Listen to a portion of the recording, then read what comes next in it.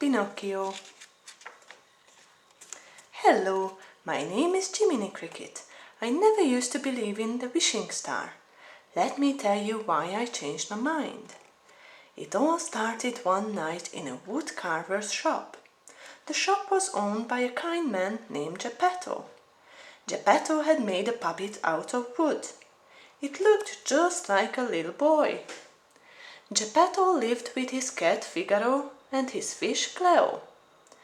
Just a little more paint and he's finished, Geppetto told them. He painted on a smile. Then the old man smiled too.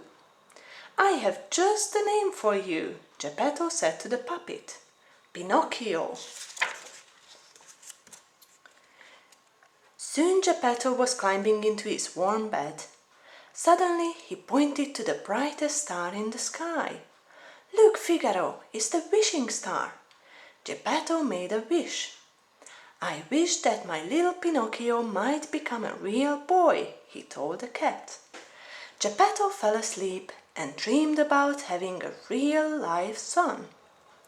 Well, I didn't fall asleep, so I saw the blue fairy fly in through the window. She waved her wand, and Pinocchio came to life. Am I a real boy? He asked. The blue fairy shook her head. If you are good, one day you will be a real boy. How will he know how to be good? I asked. You will help him, the blue fairy replied. That's how I became Pinocchio's conscience. Pinocchio was very happy. He could walk and talk just like a real boy. In fact, he made so much noise that he woke up Geppetto. The old man could hardly believe his eyes. My wish has come true, Geppetto exclaimed. He danced around the room with Pinocchio. Look, Figaro, I have a son, Geppetto cried. Geppetto loved Pinocchio as he would have loved a real boy. The next morning Geppetto sent Pinocchio off to school. Pinocchio was very excited. He couldn't wait to learn like the real children. Two rascals saw Pinocchio walking to school. One was a sly fox named Honest John. But Honest John was not honest at all. The other was a mean cat called Gideon.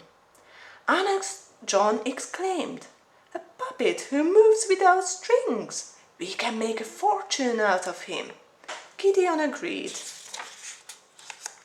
The fox and the cat told Pinocchio to come with them. Honest John said, "You will be the star of Stromboli's puppet show." "But I have to go to school," Pinocchio replied. "Actors don't need school. Come with us. We'll show you the easy road to success," the sly fox promised. So Pinocchio went with Honest John and Gideon. I spent the day looking for Pinocchio. I finally found him at Stromboli's puppet show. The show was just starting. "Ladies and gentlemen," Stromboli announced, "presenting the one and only puppet without strings." Pinocchio came out onto the stage. He sang a funny song. He danced with the other puppets. The crowd clapped and threw gold coins. Pinocchio was a star.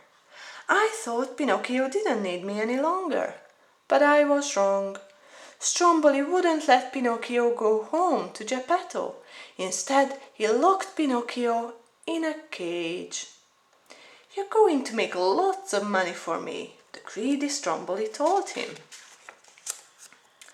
I saw Stromboli driving his wagon out of town, so I decided to say goodbye to Pinocchio. I found my friend in the cage. He was crying. He was sorry he hadn't gone to school, and he wanted to go home. I tried to set Pinocchio free, but I couldn't open the lock. It seemed hopeless. Then Pinocchio saw the wishing star. In a twinkle, the blue fairy appeared. She asked Pinocchio what had happened. Pinocchio told her one lie after another. With each lie his nose grew longer and longer and longer. "Tell the truth," I begged Pinocchio. Finally he did. The blue fairy smiled. She waved her wand. Pinocchio's nose became short again, and he was free. Remember, said the blue fairy, a boy who won't be good might as well be made of wood. Meanwhile, Honest John and Gideon were in a tavern. A fat coachman was there too. He showed them a sack full of gold. The coachman told Honest John, collect some bad boys who play hooky from school, and I will give you this sack of gold. I have a coach leaving at midnight for a place called Pleasure Island. Just then Pinocchio and I were racing home to Geppetto. I ran very fast. I didn't see Honest John stop Pinocchio until it was too late. Honest John told Pinocchio all about Pleasure Island. Boys play there all day and never have to go to school, the crafty fox said. That sounds like fun, Pinocchio agreed. Soon Pinocchio and the coach full of boys were headed for Pleasure Island. I thought Pinocchio might need my help, so I jumped on the back of the coach. We rode through the starry night. Then we sailed to Pleasure Island. Pleasure Island was full of rides and sweets. The boys did whatever they wanted to do. Pinocchio made friends with a bad boy named Lampwick. Lampwick smoked cigars. He showed Pinocchio how to play pool. But then something terrible happened.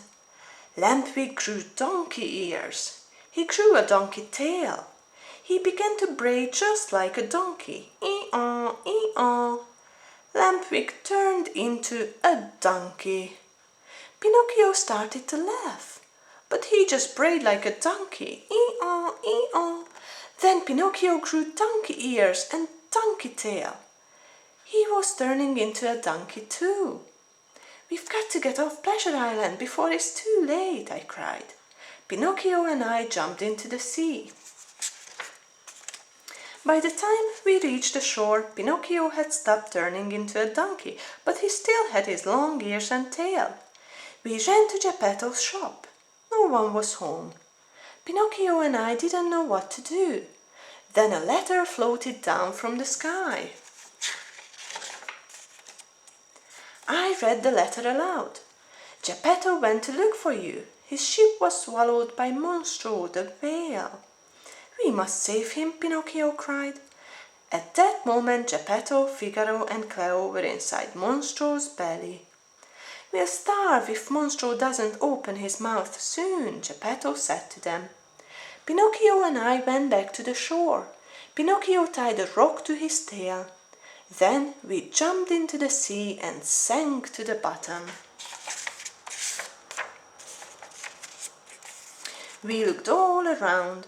A school of fish swam nearby. We finally spotted Monstro. The giant whale was sleeping. Suddenly, Monstro woke up. He opened his huge mouth. Monstro swallowed all the fish. He swallowed Pinocchio and me too. Soon Pinocchio and I were in Geppetto's boat. Geppetto cried, "My son, I thought I would never see you again."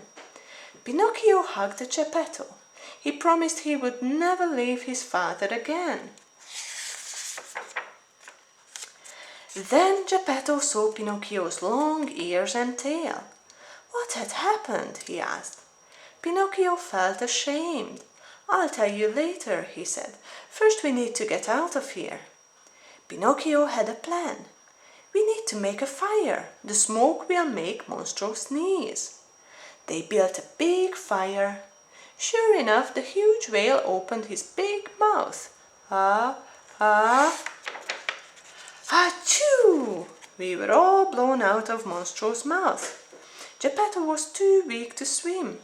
"Save yourself," he told Pinocchio. But the little wooden boy would not leave his father. Pinocchio pulled Geppetto to shore.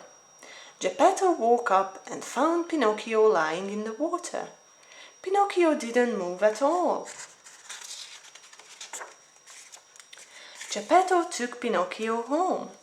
He put the little wooden boy on his bed. Geppetto wept. Goodbye, my brave son. You gave your life to save me."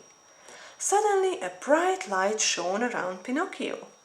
His wooden limbs changed to real arms and legs. His eyes opened. Pinocchio was alive, and he was a real boy. Geppetto hugged Pinocchio.